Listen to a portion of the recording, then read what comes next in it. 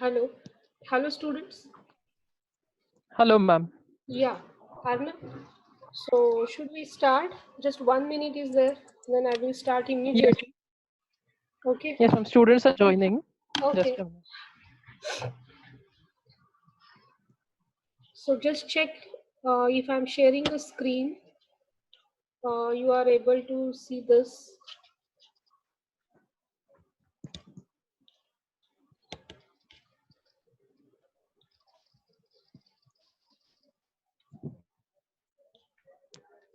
Yes, Meanwhile, ma'am. just checking so that the student will join.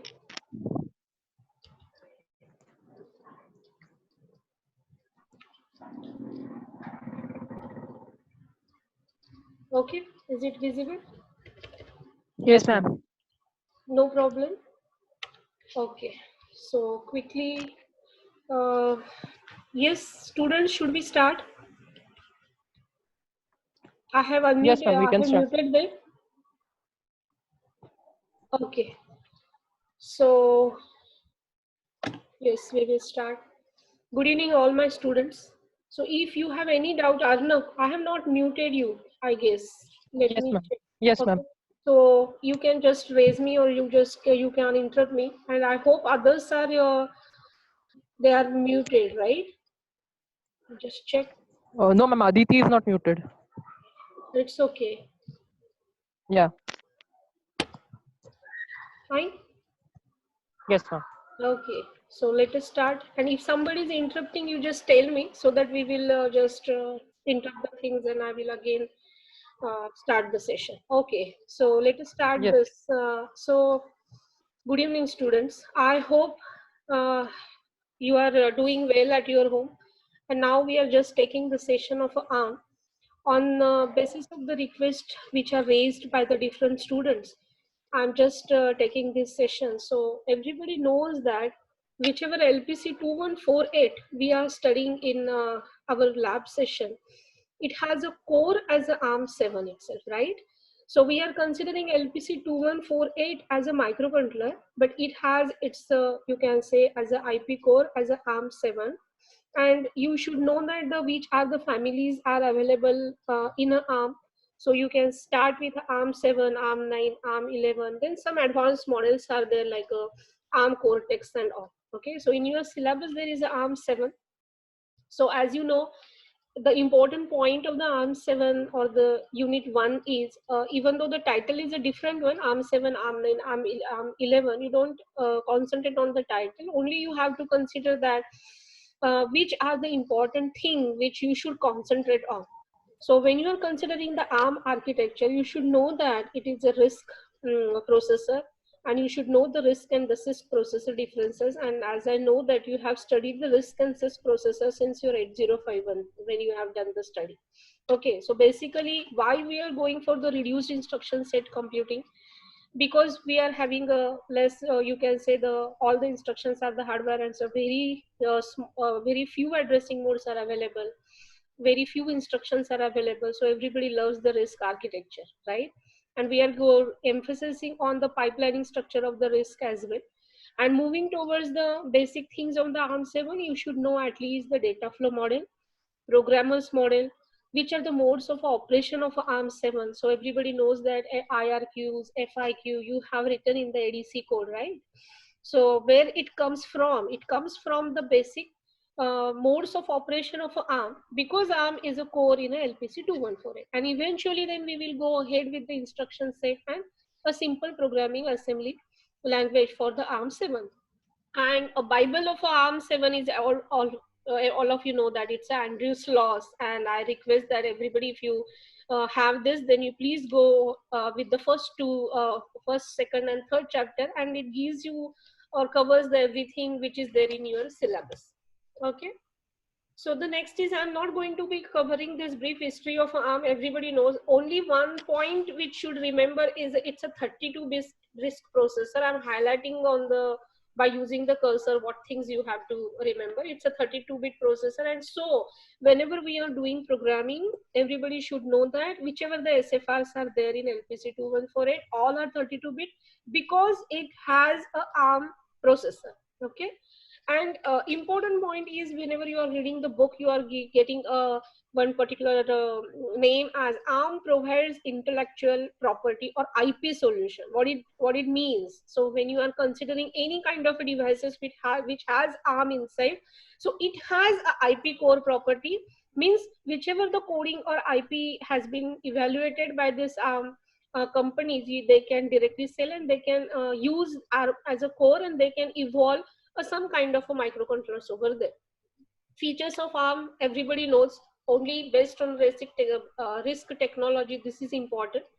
Okay, and the physical features also I'm not going in detail. Everybody knows RISC and CISC processor differences, and you should know at least this much, that the RISC are nothing but our the controllers, because the CISC is nothing but 8086 386 systems, which has a huge amount of addressing modes. Okay, basically, please, those who have want to concentrate on the risk design philosophy, you should know that, or you are noting somebody are, then you should know at least you have to concentrate on the risk design philosophies implemented by this four features. And for these four features are only, they have just elaborated in the, you can say, in the chapter number 1 and the 2 of this sloss book. So the instructions are very less. Then it has a pipelining measure implemented with major design rules, the pipelining structure, register sets, and the load and store architecture. What do you mean by load and store architecture? So always you have to load the things into the memory, and you have to store whatever operation you are doing. After the doing the operation, you have to store the result in the memory. So it is called as a load and store architecture. So we don't have a direct instruction which directly working on the memory. Okay, so every time, even though you have just whichever the instruction set you have studied in the class, if you recall those instructions, then you have found that every time you have to take the data from the memory, and then that the data has been taken into the your registers, and then you are doing the operation. So it is a load and store architecture. Okay, and after doing any kind of operation, again where you are going to store back, again you are going to store back into the memory. So it's a load and store architecture. Okay, so the next thing is the RISC features. And RISC features, many times they have asked in orals as well, and in exams also. The large number of general purpose registers are available. Single cycle execution of instruction. The meaning of this point is, they have designed the your ARM in a such a way that all instructions are going to be executed in a single cycle, whereas in a CISC processor you require many cycles, 4 cycles, where some instruction takes 8 cycles to execute also. So this is not the case in the RISC. So this is a beauty of your RISC architecture, or you can say the RISC processors. Okay, small number of instructions, as I said, small addressing modes, only memory access by load and store instructions. I guess I have cleared this point. Hardwired control unit, separate data and code cache. What is the meaning of it? Wherever there is a separate data and separate code, means they are talking about the architecture, whether they are using a von Neumann architecture or whether they are using a Harvard architecture. So based on, everybody knows that it is a Harvard architecture because the separate data and code caches are there. Okay, and additional features are there, and everybody knows this. So these are the some things which you should remember. CISC features I don't want to tell, only you should know that the multiple clock cycles are required to execute the instructions, and many addressing modes are there. Okay, I don't go with the RISC and CISC processor also. So the instruction set for embedded system, this is very important. So ARM instruction set differs from the pure RISC, means even though, please concentrate on my statement, even though ARM7 has a RISC architecture, it has some CISC features as well. So which are those? Variable cycle execution. So load and store multiple instructions, and cycle depends on the number of instructions. This is very important. Means there are some instructions which requires more clock cycles, even though the RISC architecture main feature is it executes the instruction in a single clock cycle. So here it differs. Okay, inline barrel shifter. This is very important. Inline barrel shifter leads more complex instruction. Means what? Barrel shifter has been provided inside, which gives you the, whenever you are taking any instruction, it does a shift operation also. So whichever the data you are getting for multiplication, for addition, using a shift operators only you can use it. So that facility is also available. So everybody knows that whenever you are using any kind of add instruction, sub instruction, logical instruction, one data or one operand should always transfer through the barrel shifter. Okay, so inline barrel shifter is there, and you will come to know this in a data flow model also. Thumb 16-bit instruction, this is another important point of instruction set. As I said, ARM is a 32-bit processor, so ideally it should work on all 32-bit data. But here ARM has another feature that it can work on a 16-bit data as well. Meaning is this, at a time 16-bit. So which are the instruction set which are giving these facilities? So the thumb instruction set is available, which gives you this facility. Another facility is also available where ARM is working on an 8-bit data as well, and it is called as a Zazzle mode. Okay, so ARM has facility to work on a 32-bit data as well, 16-bit data as well, and 8-bit data as well. So these are the three things which you should know about the ARM. So the external may ask you the question like this, that tell that which are the different features of ARMs are there, wherein you can work with a 16-bit data or 8-bit data or 32-bit data. So you can say like this. So thumb mode is there, Zazzle mode is there, and normal ARM mode is there. And you know that the conditional execution facility is available along with the instruction only. Means you can use a add, and you can add whichever the flags you want to monitor. That things also you can incorporate along with the instruction. And this is an enhanced instruction mode, and this is very important. Enhanced digital signal processing or processor instructions also you can execute with the ARM. Okay, another important point is ARM based embedded device. So I'm not going detail in this because you have already learned all these things. Only you should know that this type of ARM processor is a core, and you can add the different kinds of memory controllers. You can say the timer controls and your serial or UART. And by using this type of a structure, you can say that it is a controller structure. But make sure that even though it is a controller structure, it has a processor inside it, which is nothing but the ARM. Okay, so this diagram tells you this. Okay, so next is ARM based system. And ARM based system, this diagram itself is taken from the previous diagram. Only over here, if you are seeing over here, AMBA bus, APB, these words are new. And which are those words, and what is this bus, etc., that you should know. So now if you are seeing over here also, some IRQ interrupts are there, FIQ interrupts are there, which are generated from the interrupt control. This is the generalized block diagram. The next bit, the next point which I want to tell you is you should concentrate on the bus structure as well. In some practical, some student asked me the question, madam, what is the meaning of all this, and why we require this type of buses and everything. So please understand this, ARM bus technology is an important point in this. So ARM bus technology means what? So every time whenever you are connecting the peripherals, some bus is monitoring that particular connections.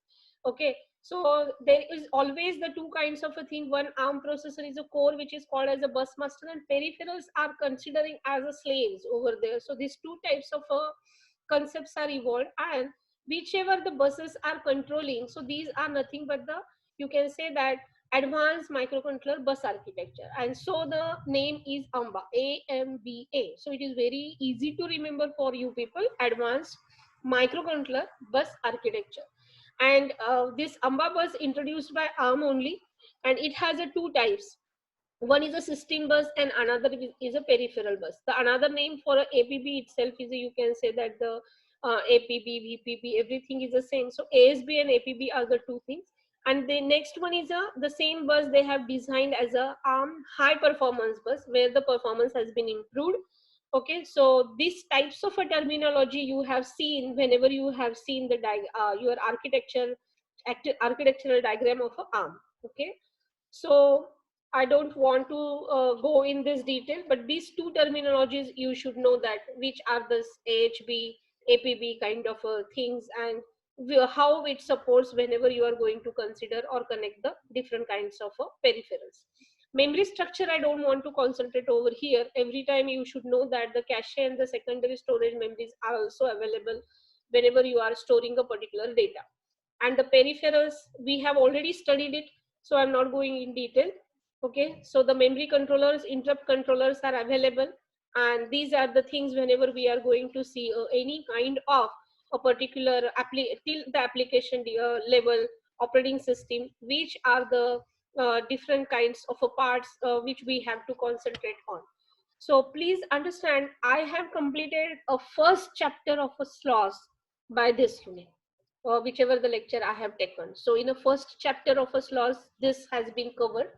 So immediately I will move to the next important point, and that is nothing but you can say the ARM architecture revision or ARM processor fundamentals. Let us take with this one, ARM architecture revision. Okay. So ARM architecture revision. So if you see this, many of time the question has been asked in the examinations. So as I have covered this RISC architecture, Zaxel mode, what exactly it is and this. So please, you have to concentrate on this nomenclature. Quickly, I will go through this and immediately then we will shift to the other. So every time everybody have gone through one word, that ARM7 TDMI.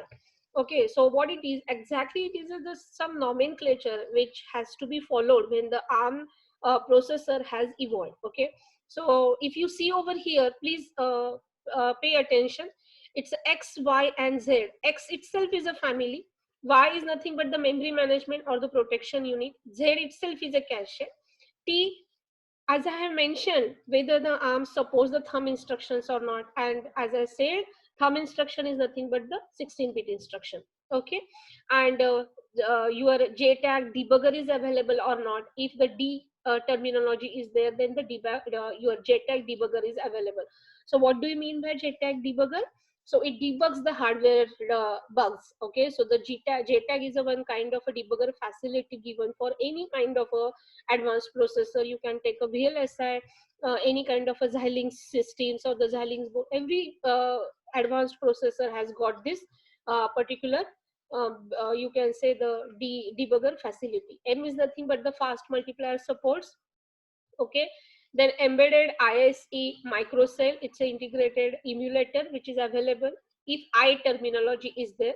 Then E is nothing but the enhanced DSP instruction. Zazzle mode, if it is supporting. So now in our case, it's a ARM7 TDMI. So does it support Zazzle mode? No, because we don't have any term as a Z. Are you getting my point? So F is nothing but the vector point unit, and the S is nothing but this. So like this, you will get this nomenclature, and they will ask you the question based on the nomenclature as well. And how these nomenclatures are going to be used, it is showed in this slide. Okay, so if you are considering the, just a minute. So if you are just considering any kind of see here X, Y, Z. So suppose X is a 7 over here, then it's ARM7. So it's Y and Z are missing. So suppose the 2 is over here, then what is the meaning of it? It's a cache and the memory managed unit. If 3 is there, then which thing you have to remember? So ARM7 TDMI. Like this, the different examples are elaborated over here. And I hope you have got some kind of material like this, which is explaining you the different kind of architectures. So there are the different kinds of versions as well. So I'm not going in detail, but I wanted to tell you that which kind of things you should concentrate on from this you can say the architecture. And these are the features. Everybody knows it's a RISC processor and everything. I'm not going in detail with this also, application and everything. So quickly we will move towards the next point, and that is nothing but the ARM processor fundamentals. So by this, we have just started the chapter number 2 from your syllabus. So before just going through this, uh, do you have any doubt? So whatever we have just discussed, yes, students, can I unmute for you? Okay, hello students. Hello students, are you able to hear? Arnav? Yes, ma'am. Yes, ma'am. Okay, so I hope everybody has the PDF of a SLOS book. Yes, ma'am. We have. Okay, so Yes, ma'am. whatever I have covered, it's the first chapter has been over right now. Yes. Okay, and the ARM7 architecture also I have touched. Okay, so whenever you will go through this, so please just my suggestion is, if you will get a time tomorrow, please you go through this, and based on my lecture, so that it will be easy for you to understand that. So any queries up till now? So should I quickly move towards move to other point now? Yes or no? Yes. Yes, ma'am. Okay, No okay. queries. So immediately I will move to the next point, that is nothing but the our main topic. I have finished this. Yeah. So we will go quickly to this. So data flow model, programmer's model, and the modes of operation. So this is a data flow model. So everybody knows that the inline barrel, as I mentioned earlier, inline barrel shifter is available. So if you see over here, this is a new thing which you are seeing over here. Rest of other things, ALU, you have already studied in 8051. Address register, you are knowing what exactly the meaning of an address register. What is the meaning of instruction decoder? Now I will give quickly a brief idea about the data flow model. So please remember, whichever the instructions you are using in ARM processor, RN and RRM, these are the important terminologies, and the RD. So if you see over here, RD is nothing but your destination register. RN and RM, if you see, I'm always telling you that the one data is always passed Ma'am, through your. screen is not visible. Hello, hello. Ma'am, screen is not visible. Which screen? Okay, okay. Wait. Sorry. Let me check. So might be I have not shared this. I'm extremely sorry. Okay. Is it visible, dear students? Is it visible? No, ma'am. Not yet. No, It ma'am. is. No, ma'am. No. But I have shared it. Wait. No, ma'am. Wait. Let me try. Let me try. Uh,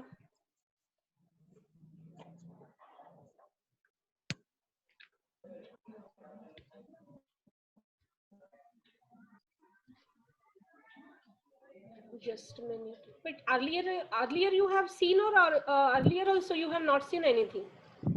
We have seen, ma'am. Before the screen was there, but now it is not appearing.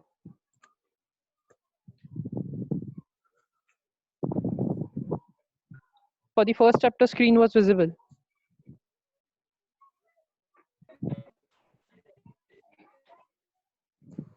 Ma'am, you have muted yourself.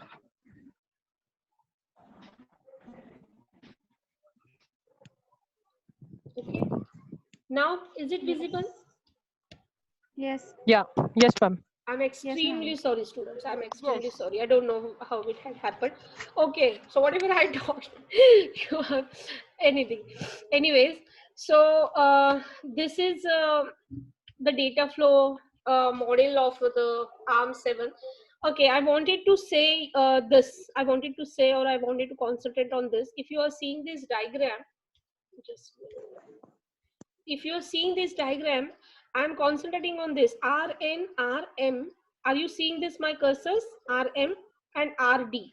So whenever the Yes. data is passed in any instruction, this RN, RM and RD are three important terminologies. So what is the meaning of RD? It's a destination register. RM, always it passes through the barrel shifter and then it goes to the ALU. This is very important. And one operand is directly going to the ALU. So the ALU has a total two operands. Okay. So which are those? One is directly passing and one is passing through the barrel shifter. Okay. So this is the first the data has been transferred. Okay, to the your data flow model, and the data flow, whichever the data you want to pass, you strictly pass through the register. Why? Because you cannot immediately transfer the data from memory. So you can always take a data from the register, and after doing any operation, if you see over here, if you have done some arithmetic and logic operation, you have taken the data through the memory, the data comes into this registers, then you are doing some kind of a, if you don't want to do any kind of a shifting by 2, shifting by 3 and all this all those things, then the by default the shifting of 0 is over here, and then the data has been added.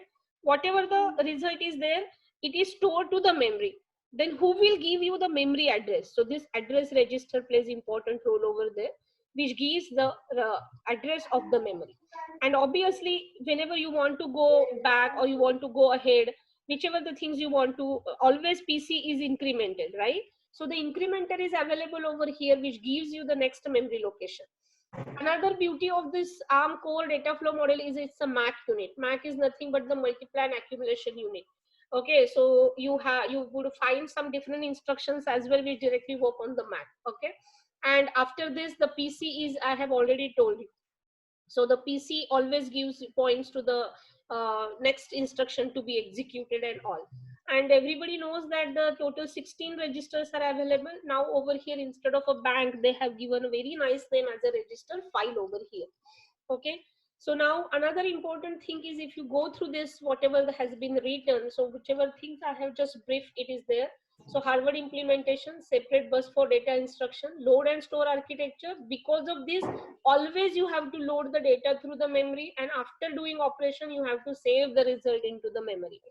Next point is instruction decoder. So obviously, whenever you are taking the instruction from the memory, even though you are doing add operation, ARM controller doesn't know what is the meaning of add. So this add has been decoded, and then the particular opcode has been generated. So this is a basic and everybody knows it. So I'm not going to concentrate on this. And now if you see over here, always this RM is a pre-processed in the barrel shifter. This word is very important over here, because inline barrel shifter is available, which gives you the facility of a, whether you wanted to shift it right, shifted left and everything, and then the data will come into the your arithmetic and logic unit. Okay, so I think, my dear students, I have completed in detail about the data flow model. Fine. And this is a block diagram. This block diagram you won't get in a SLOS book. So this you have to, you will get it from the data sheet of ARM7, and this clearly explain you everything. So now if you see over here, these are the buses are not visible in a data flow, but here the bus structure is clearly visible. So internal buses are there, then this multiplier is there, barrel shifter, instruction decoder, and this thing is missing over there, right? So these are nothing but the different pins of your ARM7 instruction decoder. The data has been taken over here like this. The in detail diagram of ARM7 is explained over here, and this is the pin structure. Okay, and the next point is a processor modes of operation. Okay, so if you see the different processor operation modes, then you have to concentrate on this modes. What is the meaning of a user mode? So normally whenever we are doing anything, we are doing, we are using a user mode only. So this is the normal program execution step. When you want to generate any kinds of interrupts, then there are the two, again, the different kinds of operating modes are there. FIQ, everybody knows what is the meaning of it, and the same thing which we have used in this our ADC programming as well. Interrupt modes we have used, and the IRQ mode. IRQ is a general purpose interrupt handling, and FIQ is a for the fast interrupt. Okay, and the supervisor mode is there. It is related with the operating system. We are not generally used, or we have not at all touched this. Okay, abort mode is there. It is entered after a data or instruction prefetch abort. What is the meaning of it? Suppose you have written some program and you wanted to fetch some kind of a data or instruction which is not over there, then it will go into the abort mode, and it is this is related with the exception also. Okay, so the next point comes as an interrupt and an exception. So whichever the modes are there, as per that the exceptions are also related. And another thing is undefined mode, entered when an undefined instruction is executed. So there are some predefined instructions, and if you are not using those, okay, and if you are using some other one, then it is a undefined execution mode. Like this, the execution modes are there.